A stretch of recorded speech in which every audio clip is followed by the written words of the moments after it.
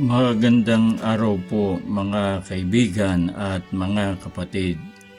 Muli po ay nag-aanyaya sa inyong lahat si Brother Ren sa pangalan ng programang ito na nagpapatuloy sa pagsusuri sa mga aral na pinaniniwalaan at sinusunod ng Iglesia ni Cristo 1914 o yung iglesyang narehistro sa Pilipinas, INC, noong July 27, 1914. Ang isa po sa mga aral na sinusunod ng Iglesia ni Cristo na ating susuriin ay yung sinasabi nilang abuluyan tuwing linggo, na para makumbinsi ang kanilang mga miyembro, unang-una, sinasabi nila na ito raw ay utos ng Diyos. Ikalawa, ito ay sinunod ng kanila raw mga kapatid nung unang siglo. Inassume ng INC na ka-iglesia nila yung inutusan daw ng Diyos na mag-abuloy tuwing unang araw ng Sanlinggo. Pero ang ginamit nilang bersyon ng Biblia direkta na po, Sunday. O eto, ano ba ang isa sa mga sinasabi ng INC na utos daw ng Diyos na sinunod na raw nung unang siglo pa nung kanilang mga kapatiran? Ito, basahin natin sa kanyang magasing pasugo na nagsasabi ng kanyang mga aral, at sa page 68, Centennial Issue, ganito ang ginamit nilang bersyon ng Biblia. Ito po, every Sunday, each of you must put aside some money in proportion to what you have earned and save it up so that there will be no need to collect money when I come. 1 Corinthians, today's English version. Iliwat muna natin sa Pilipino. Tuwing linggo, ang bawat isa sa inyo ay magtabi o magsimpan ng pera o salapi ng ayon sa inyong kinita in proportion to what you have earned, at impukin ito, save it up, so that there will be no need to collect money when I come, upang wala ng koleksyon ng salapi o pera sa aking pagparian. Ayan.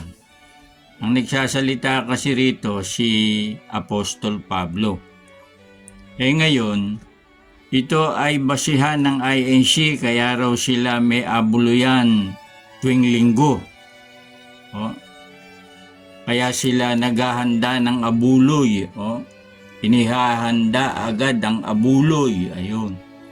At tuwing linggo ay kanilang ibinibigay. Ito raw ay utos ng Diyos nung pangunang panahon. At katunayan ng wika, yung ating mga kapatiran nung unang siglo, tinupad ito. Ngayon, sasabihin ko sa inyo ng malinaw, walang Iglesia ni Cristo na tinutukoy dito. Bakit po? Kasi ito ay sulat ni Pablo sa mga taga-Korinto, unang Korinto 16, at ang talata ay 2. Kung babasahin ba natin yung una at ikalawang talata ng unang Korinto, kanino ba naka-address yung sulat ni Pablo? Yung unang Korinto, 1:1, si Pablo, na tinawag maging apostol, yun ang sumulat, letter sender. Sino ang sinulatan? Unang Korinto 1:2, sa iglesia ng Diyos na nasa Korinto. Ang sinulatan, hindi iglesia ni Kristo sa Korinto. Kaya inassume lang ng INC 1914 na kapatiran nila yung sinulatan ni Pablo.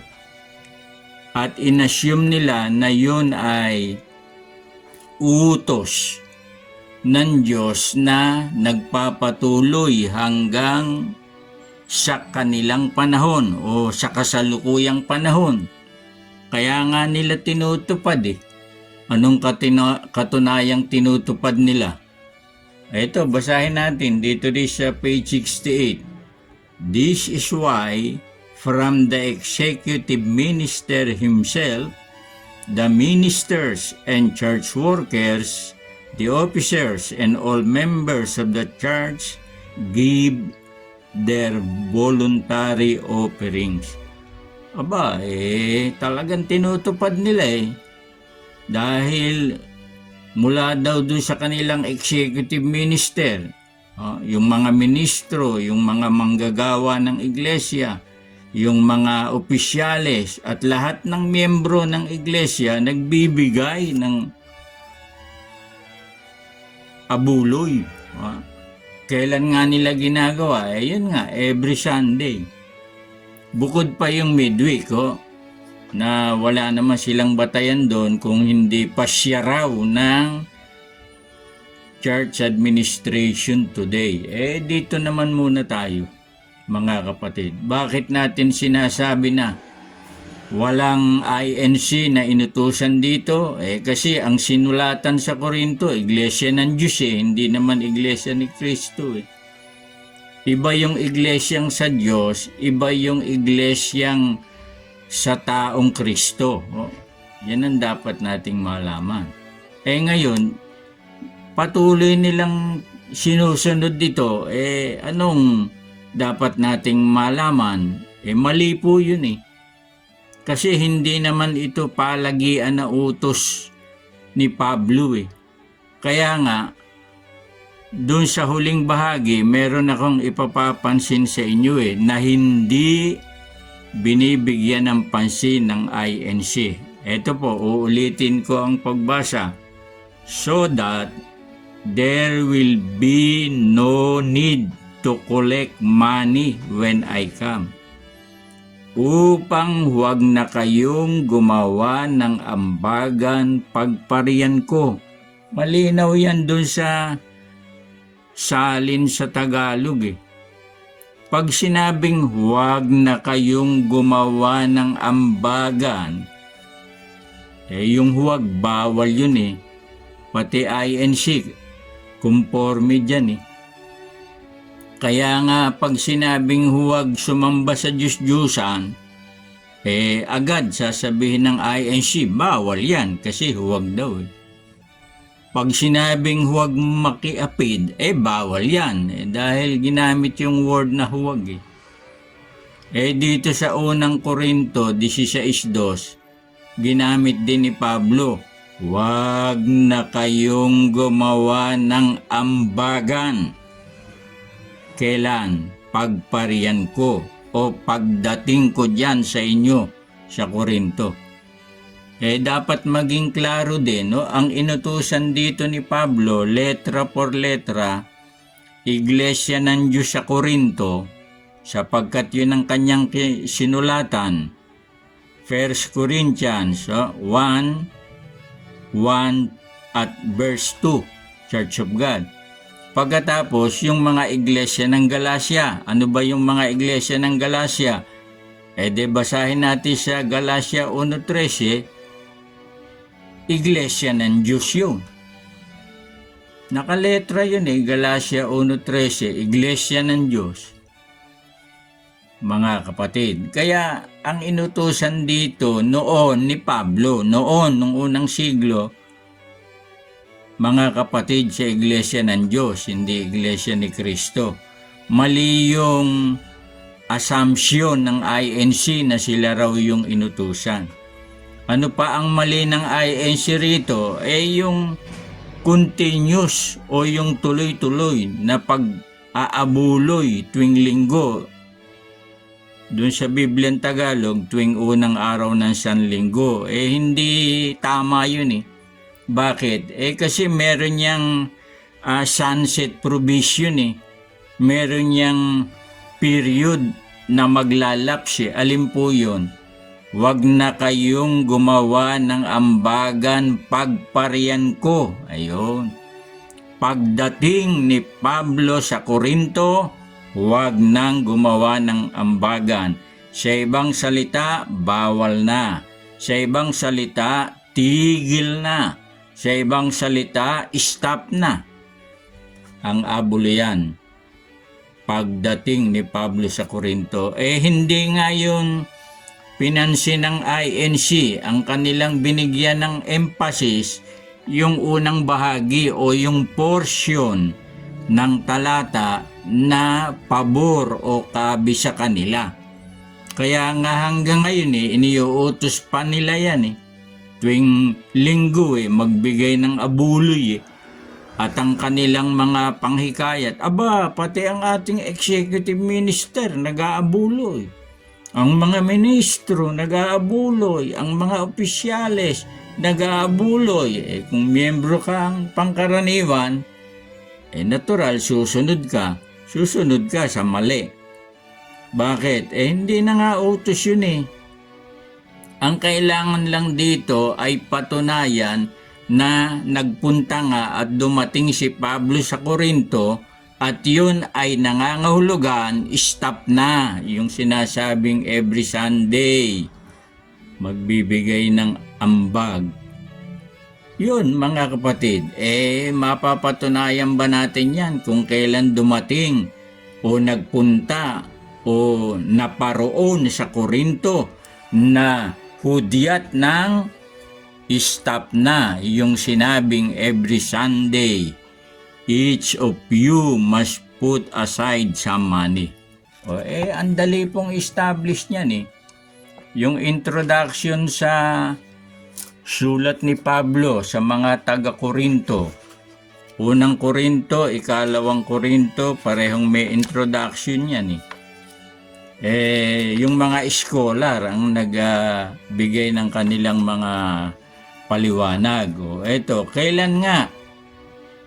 Kailan nga dumating si Pablo sa Korinto? Yun ang tanong natin kailangan ma-establish yun Kasi napakahalaga nun, pag na-establish natin, napatunayan natin, nagpunta si Pablo sa Korinto, dumating siya ron,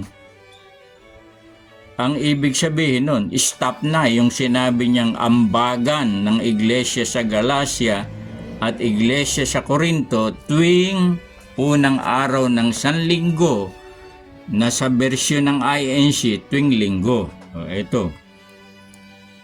After writing 2 Corinthians, sabi rito, he paid his final recorded visit to the church.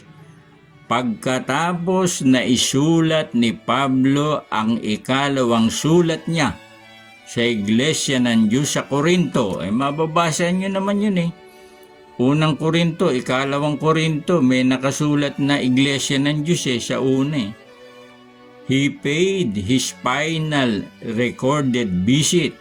Ginawa niya ang kanyang huli at final na nakatalang pagpunta doon sa iglesia, doon sa Korinto, kasi may iglesia ng Diyos kailan yun?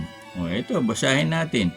After writing 2 Corinthians daw Kailan ba sinulat yung ikalawang epistola ni Pablo sa mga taga-Korinto? Date and place of writing, 2 Corinthians. This letter, yung 2 Corinthians, na pagkatapos niyang isulat ay nagpunta siya sa Korinto, was written on Paul's third missionary journey, AD 57, some months or even a year or more after 1 Corinthians. Siyempre, una yung 1 Corinthians ayon sa mga scholar, AD 55 yung pagkasulat ng 1 Corinthians. Ngayon, yung 2 Corinthians AD 57, nung pangatlong missionary journey ni Pablo. Ngayon, doon na natin ilagay sa AD 57, wag doon sa AD 55. Kasi AD 55, baka sabihin nila, meron pang 2 Corinthians. O, doon na tayo, AD 57, naparoon si Pablo sa Corinto, nagpunta. Yun ang sinasabi niyang pagparian ko, AD 57, huwag na kayong gumawa ng ambaga. Pag sinabing huwag, bawal. Stop na, tigil na. Pero sa INC, kahit huwag, tuloy-tuloy. Hindi tumitigil, non-stop. Kaya nga, yung sa pasugo, pinapatupad pa nila. Akala ko ba sa INC, pag sinabing huwag sumamba sa Diyos-Diyusan, bawal. Huwag makiapid, bawal. Kasi merong word na huwag saan yun? Pagsamba sa Diyos-Diyusan at sa pakikiapid. Pero pagdating sa salapi o sa abuloy, kahit sabi ni Pablo, huwag na kayong gumawa ng ambagan. Tuloy-tuloy sa INC. Kasi pabor sa kanila yun. Pero bawal yun. Bakit? Stop na Hindi ba ang INC, pag tinanong nyo dun sa pagbibigay ng tithes o ikasampung bahagi, ano sasabihin nila? Stop na yan Sa Israel lang yan pero bakit dito sa tuwing unang araw ng Sanlinggo na abuluyan, na-stop na rin, Kailan? Nung AD 57. Bakit? Yun ang sabi ni Pablo Pagparian ko, huwag na kayong gumawa ng ambagan. Entonces, tigil na. Ang tagal na. Ano to? Halos 2,000 taon na. Tigil na pala yung tuwing unang araw ng Sanlinggo, mga kapatid. Bakit sinusunod pa ng INC? Pwedeng hindi nila naiintindihan yung sitas. O pwedeng alam nila pero hindi nila sinusunod. Dapat consistent Pag sinabing huwag, bawal. Huwag magsamba sa Diyos-Diyusan, bawal. Huwag makiapid, bawal. Huwag mangalo niya, bawal. Bakit dito? Pag sinabing, huwag nang gumawa ng ambagan, letra por letra, unang Korinto 16:2. Yung huwag na yun, sa kanila, hindi pala. Sa kanila yun, need to collect. Samantalang ang nakasulat sa kanilang sinitas there will be no need to collect. No need to collect. Sa INC, baliktad Need to collect ang kanila. Samantalang sa sitas, no need to collect. Kumbaga, no more, sabi ni Pablo, when I come. Wala na yung per Sunday, or every Sunday, or first day of the week. No more, sabi ni Pablo. Sa INC, more. Stop na, sabi ni Pablo. Sa INC, tuloy pa. Dapat consistent. Pag huwag mangalo niya, bawal. Huwag makiapid, bawal. Huwag sumamba sa Diyos-Diyusan, bawal. Huwag nang mag-ambagan, bawal. Stop na, mga kapatid. Baka sabihin naman ng INC, paano kaming gagawa ng mga houses of worship? Hindi naman utos ng Diyos yun O sabihin nila, hindi, utos ng Diyos yan sa Old Testament. Ayan na naman eh.